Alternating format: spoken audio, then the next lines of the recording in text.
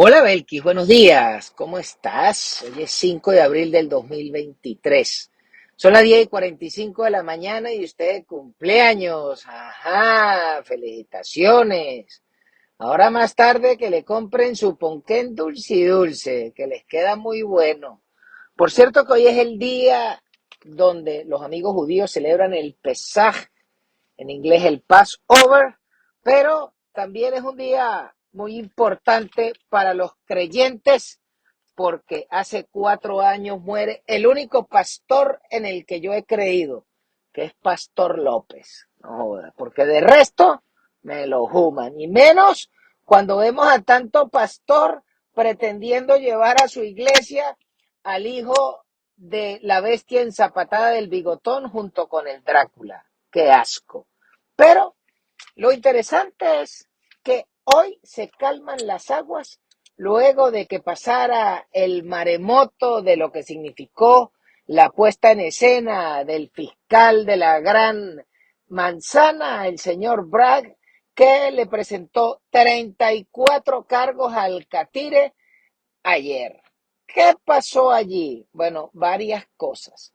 Primero, desde el punto de vista jurídico, qué tipo tan repirata. ¿Dónde coño le regalaron a ese carajo el título de abogado? Seguro que se lo dieron en la bolivariana.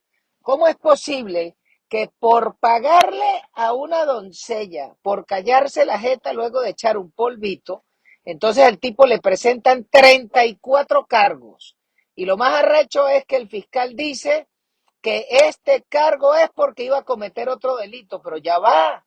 Si el tipo se fornicó la doncella por allá en el año 2006, ¿cómo es eso que ahora entonces iba a cometer otro delito? Pero si eso fue en el 2006, ¿cuáles fueron los delitos que se cometieron de forma consecutiva? Porque tú no me vas a decir a mí que cometes un delito en el 2006, lo tapas en el 2016 y entonces ahora van a salir que iba a cometer otro delito. ¿Cuáles fueron?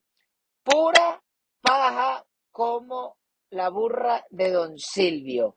No tiene un toche, nada más que llevar el tipo para sacar la foto. Pero después está el tema mediático. El Catire los agarró por esas nalgas y los empaló. Primero porque les cantó la jugada adelantada como con 15 días y en los últimos 15 días antes de ayer solo se hablaba del Catire. Es decir, que si usted tuviese que cuantificar cuánto cuesta el tiempo de televisión que se han empleado los enemigos del Catire para decir todo tipo de afirmaciones hasta el momento en que le presentan los cargos, esa vaina hubiese costado como $1 billón de transmisión de televisión a nivel planetario. De manera que el Catire lo único que tiene que decirle es muchas gracias, porque no hay publicidad mala, solo hay publicidad. Después está el tema de que al salir de esa gris audiencia, el Catire agarró, levantó la mano, saludó y dijo, nos vemos en Mar-a-Lago. Es decir, que todos los que estaban esperando con las tripas, que estaban salivando para que el tipo diera una declaración a la prensa en un sitio oscuro de la fiscalía, el carajo les pintó la paloma del negro del WhatsApp. Y luego en Mar-a-Lago les hizo un evento político donde se tiró un discurso escrito, les explicó las razones y les pasó el machete por la nariz. Es decir, que el Catire hasta el día de ayer se ganó la bola de más de $1.000 millones de transmisión de televisión en vivo, en directo o grabado por una acusación peorra, pero aún cosas peores pueden suceder. Y es que los enemigos republicanos del Catire les tocó jugar posición y expresarse la burrada que significaba esta vaina. Hasta un coprófago como Mitt Romney le tocó salir a defender al Catire. El señor Jeb Bush le tocó salir a defender al Catire. El señor Pence le tocó salir a defender al Catire. Es decir, los unió, inclusive a los enemigos y sobre todo los eruditos abogados opinadores que son demócratas, les tocó también decir que ese caso era una chorrada, pero que además había una violación del secreto del sumario porque habían filtrado los cargos y ahí está metido en un peo el señor Bragg. De manera que lo otro interesante es que el juez de la causa es un tipo de origen colombiano, de apellido Merchan, que su hija trabajó en la campaña del viejito dormilón y ahora trabaja en una compañía que es del esposo de Kamala la Mala. Ay, mentira que no tienen juego adelantado y no tan viciado. Pero lo interesante es que el Catire no solo recogió $6 millones en metálico, sino que con esa cobertura le gastaron como $1.000 millones de propaganda y ha cogido como 10 puntos de ventaja en las encuestas. Y todavía lo que insisten es en callarle la jeta. Pero el juez, que parece que tiene de todo, pero el huevón lo dejó bien lejos, no le clavó la mordaza, porque pretendían que el tipo no hablara, no le clavó la mordaza y ahora se tienen que calar la música de ese señor. Esa es la parte divertida del juicio y sobre todo que por un lado estaban presentándole cargos por una acusación falsa y el noveno circuito de California estaba obligando a la actriz porno a pagar $125,000 más de gastos del juicio porque lo perdió, porque Trump la llevó a juicio por difamar y se demostró que la tipa había mentido. Le clavó más de $350,000 que tiene que resarcir y ayer el juez le dio la razón y le dijo, y además paga la costa, pajarita. Es decir, que esa tipa tiene $500,000 de deuda contra el Catire porque mintió y con ese testimonio falso probado por un tribunal en California, el fiscal de Nueva York ayer le presentó cargos al Catire. Sobre todo un fiscal que hizo su campaña diciendo que lo iba a zampar preso. Pero es impresionante que más del 50% de los delitos cometidos en Nueva York no le presentan cargo y lo dejan libres, aunque inclusive sean atentados con armas, robos, todo tipo de chorradas en Nueva York y el tipo no le presenta cargo. Y por otro lado, entonces uno ve a las focas demócratas aplaudiendo de que le van a presentar cargos a un tipo que siendo un ciudadano civil de la calle, echó un polvito con una doncella y le pagó para que se callara. De paso que le pagó peanuts, porque $125,000 para Stormy para que se calle. No joda. Arrechas son las doncellas aquí en Venezuela, las que están en la trama del robo del Califa. Esas cobran por $millones y en lingotes de oro. Esas sí son unas arrechas, no esta pobre boba actriz porno chimba, las chicas doncellas venezolanas de la trama del Califa, esas sí son arrechas con apartamento en Dubái y todo. Pero sobre todo ver a la dirigencia del Partido Demócrata rasgarse las vestiduras, hablando de moralidad de un carajo que era civil. ¿Sabe quién era interesante? Bilel Puyón, que siendo presidente puso a una doncella, la dama Mónica de 22 años, a que le hablara por el micrófono, ya que la vieja Hilaria no le hacía el trabajito porque las malas lenguas dicen que es rolo de cachafera. Pero más allá de eso, lo interesante es que doña Mónica se cansó del tipo y dejó que le corriera tantico ADN por el vestido y ahí lo sembró.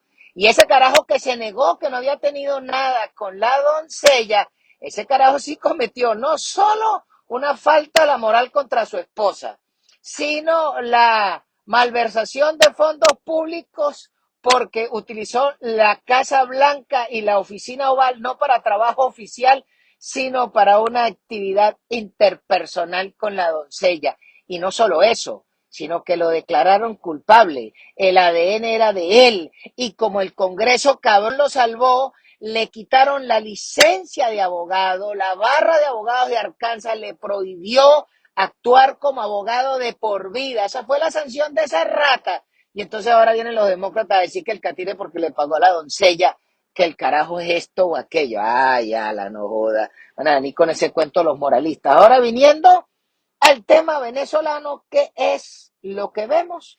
Bueno, muy sencillo.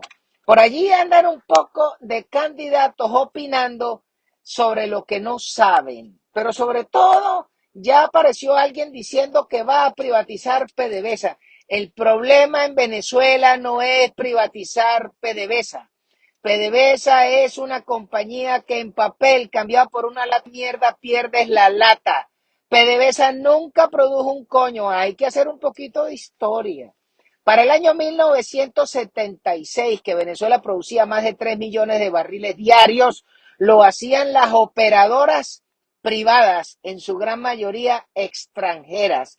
Eran 36 empresas en perforación, en sacar petróleo y en exportar petróleo, pero además a la industria hay que sumarle cerca de 1.000 empresas que giraban alrededor dándole servicio de botes, de buzos, de mantenimiento, de soldadura y de 1.000 actividades que giraban alrededor del negocio petrolero. Y eso fue la gran chorrada del paisano Carlos Andrés, siguiendo las instrucciones y recomendaciones de los supertécnicos del Ministerio de Minas de Caldera 1, que fueron los grandes genios que plantearon la estatización de la industria del gas.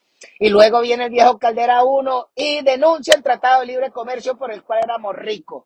Y entonces viene el paisano, estatiza las empresas que producían el petróleo y de ahí para adelante todo fue una chorrada. Esa chorrada que seguían siendo un montón de empresas hasta que viene en el modelo del señor Justi en Caldera 2 y los unifica todos alrededor de un solo nombre, que era PDVSA Holding.